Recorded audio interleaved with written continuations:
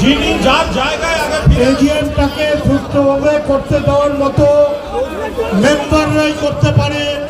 আপনারা জায়গায় আগে ফিরে আসুন। আপনারা সকলে এই মোহনবাগান ক্লাবের এই কালচারটাকে ঠিক রাখতে হবে। দয়া করে আগে যে যার জায়গায় বসুন। যারা অন্যায় করছে যেই হোক তাকে সাপোর্ট করা যাবে না। অন্যায়দের অন্যায় বলবো, ন্যায়দের ন্যায় বলবো। অন্যায় যারা করবে তাদেরকে